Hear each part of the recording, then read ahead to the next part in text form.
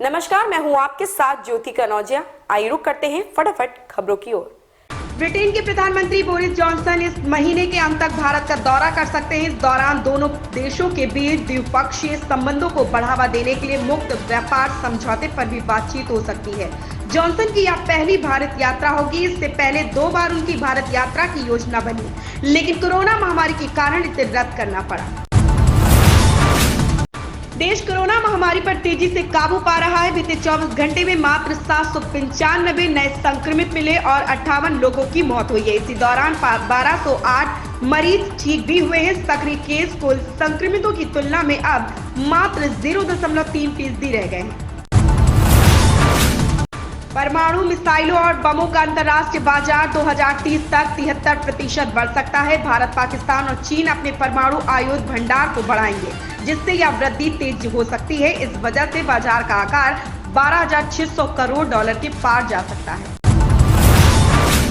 Ukraine में चल रही जंग की अब तक की सबसे भयानक तस्वीर है बूचा नरसंहार। रूसी सैनिकों के जाने के बाद यहां एक साथ 410 से ज्यादा लाशें मिली। इन लोगों को मारने से पहले इनके साथ जो बर्बरता की गई उसे जानकर कोई भी सिहर उठेगा। खबरों के मुताबिक बूचा में हुए नरसंहार में ज्यादातर लाशों के हाथ बंधे हुए थे और उनके माथे पर गोली मारी गई थी।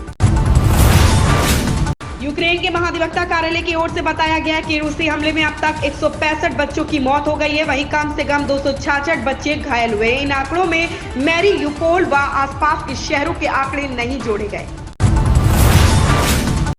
श्रीलंका में जारी भीषण आर्थिक संकट के बीच सत्ता संघर्ष भी जारी है। राष्ट्रपति गोतबाया राजपक्षो ने विपक्ष की मांग पर पद छोड़ने से इनकार कर दिया। उन्होंने कहा कि वह संसद में 113 सदस्यों का बहुमत साबित करने वाले किसी भी दल को सत्ता सौंपने को तैयार है। फिल्म द कश्मीर फाइल्स देखकर पाकिस्तान बौखला गया। अब उसने आतंकी संगठनों पर दबाव बनाया है कि वो गैर कश्मीरियों पर हमले तेज करे, साथ ही अमरनाथ यात्रा को भी टारगेट करे। बॉलीवुड अभिनेता रणबीर कपूर और अभिनेत्री आलिया भट्ट इन दिनों अपनी शादी की खबरों को लेकर सुर्खियों में बने हुए। मीडिया रिपोर्ट्स में दोनों की शादी की तारीख 14 अप्रैल बताई गई है। वहीं अब आलिया और रणबीर की शादी से जुड़ी एक और रिपोर्ट सामने आई, जिसमें रणबीर कपूर की शानदार बैचलर पार्टी की जानकारी दी गई। रणबीर कपूर शादी से पहले एक शानदार बैचलर पार्टी आयोजित करने जा रहे हैं, जिसमें वह अपने करीबी लोगों के साथ धमाल मचाएंगे। इस पार्टी में कुछ सेलिब्रिटीज भी शामिल होंगे।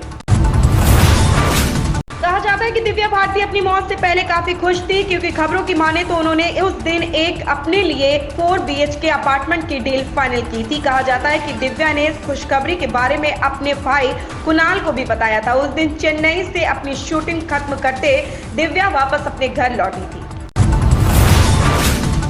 कीमती धातुओं के दाम में गिरावट का सिलसिला जारी है। सोने की कीमत 0.5% गिरकर 51,507 रुपए प्रति 10 ग्राम रह गई। वहीं चांदी के दाम में 0.12% की कमी आई। इसके बाद चांदी का भाव टूटकर 66,214 रुपए प्रति किलोग्राम पर पहुंच गया। इन खबरों में बस इतना ही। धन्यवाद।